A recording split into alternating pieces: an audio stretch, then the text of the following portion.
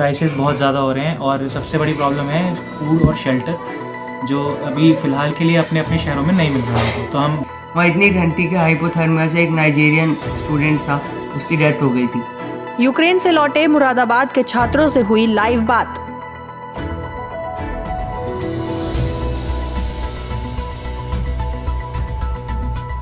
मुरादाबाद के छात्र जो कि यूक्रेन में फंसे हुए थे, वे सही सलामत मुरादाबाद अपने निवास स्थान पर वापस आ चुके हैं। अवंतिका कॉलोनी में रहने वाले निमिष सक्सेना कल सुबह ही यूक्रेन से अपने घर वापस लौट आए, जिनको उनके माता पिता दिल्ली एयरपोर्ट लेने पहुंचे।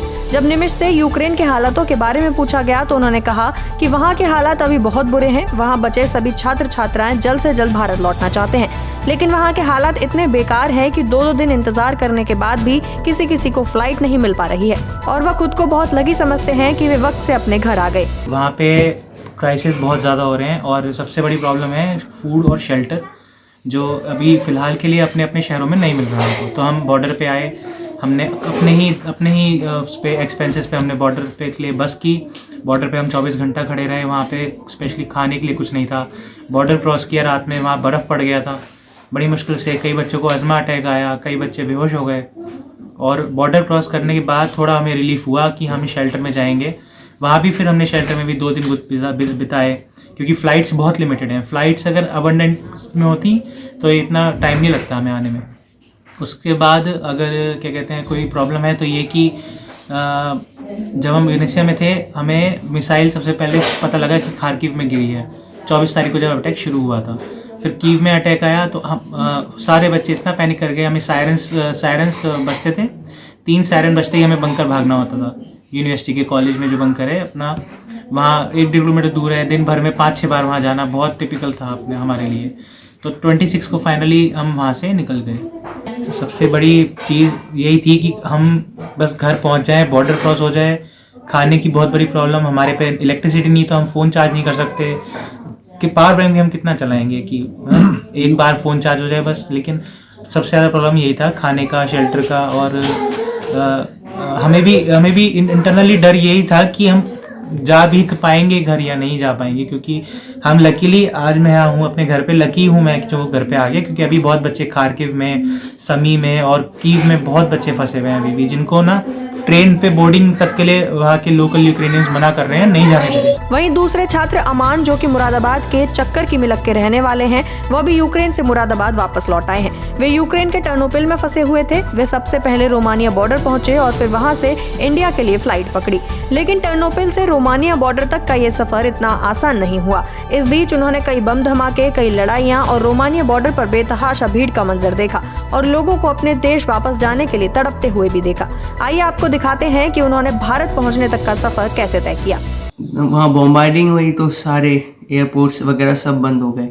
तो फिर हमको प्रॉब्लम्स वहाँ ये आई कि वहाँ जो हमारी सिटी थी वो वेस्ट साइड में, उसमें तो वहाँ ऐसा कुछ नहीं था। बट कीव, खार्किव वगैरह का उस टाइम बहुत बुरा हाल हुआ था।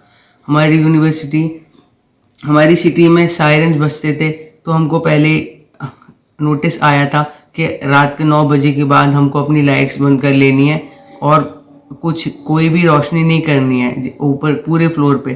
तो हमारे पूरे टर्नोपिल में अंधेरा हो जाता था 9 बजे के बाद में। हम फिर क्या करते थे, हमको डर लगता था कि कहीं ऊपर 7th 8th फ्लोर पे मेरा रूम था, कहीं उसी फ्लोर पे मिसाइल नहीं आ जाए, क्योंकि कोई भरोसा नहीं था क्योंकि काफ़ी लड़के मर चुके थे। हमने 2-3 दिन नीचे वाले रूम में काटे। वहाँ नॉन रेनोवेटेड साइट थे, वहाँ बहुत गंदा रहता था, बहुत प्रॉब्लम हुई हमको वहाँ रहने में। फिर जब वहाँ डर बढ़ता रहा कि एक दिन हमको ये लगा कि अब शायद हमारी सिटी का भी टर्न है कि अब पता नहीं कि कब यहाँ पे भी बॉम्बार्डिंग हो जाए। तो फिर हमने खुद अपनी प्राइवेट बस कराई आने के लिए। पहले हमने सुना कि पोलैंड जाएंगे, बट पोलैंड में कंडीशन इतनी ख़राब थी कि हमको वहाँ से 40 किलोमीटर चल के जाना पड़ता पैदल, जब जाकर हम पोलैंड बॉर्डर पे पहुँचते। फिर हमने सुना कि रोमानिया में कंडीशंस कुछ ठीक हैं। फिर हम रोमानिया गए, तो रोमानिया में हमको 12 किलोमीटर पहले ही उतार दिया गया। तो हम अपना लगेज वगैरह लेकर 12 किलोमीटर तक पैदल गए। देन वहाँ पहुँचे हम, तो वहाँ इतनी बेपनाह ठंड थी उस टाइम, -6 to 5 एटलीस्ट कुछ इतनी थी। वहाँ पर बेपनाह क्राउड था, बहुत ज़्यादा क्राउड बच्चों का। बहुत ज़्यादा क्राउड। और हुआ ये कि जो आर्मी थी, आर्मी ने थोड़ा सा ही गेट खोल रखा था और उस गेट में भी चेन लगी हुई थी। और बच्चे पूरी जान लगा कर भी अपने 3-4 घंटे फूंक कर भी नहीं निकल पा रहे थे। जो निकल पा रहे थे वो भी बड़ी मुश्किल से, और उसमें भी आर्मी बार बार फायरिंग कर दे रही थी, तो बच्चे डर रहे थे वहाँ जाने से। वहाँ बड़ी मुश्किल से फिर हमने, वहाँ बहुत टेम्परेचर था, बहुत हाई टेम्परेचर था, तो हमने किसी तरीके से लकड़ी वगैरह इकट्ठी की और रात गुजारी। वो रात मेरी पूरी ज़िंदगी की सबसे हार्डेस्ट रात थी, क्योंकि वहाँ बहुत ठंड थी। फिर किसी तरीके से सुबह एक लाइन बनी जिसमें से कुछ बच्चे निकल पाए। मेरे कुछ दोस्त वहीं रह गए। वो लाइन जैसे ही मैं निकला वहाँ, वो लाइन भी वहाँ ख़त्म हो गई। वहाँ इतनी ठंड थी कि हाइपोथर्मिया से एक नाइजीरियन स्टूडेंट था, उसकी डेथ हो गई थी। मैं वहाँ से निकला, फिर मैंने 6 घंटे, जहाँ मेरी हालत बिल्कुल भी चलने की नहीं थी, वहाँ 6 घंटे में लाइन में खड़ा रहा इमिग्रेशन के लिए। बड़ी मुश्किल से मैंने वो इमिग्रेशन का प्रोसेस पास किया। फिर कहीं जाके मैं रोमानिया बॉर्डर पर पहुँचा।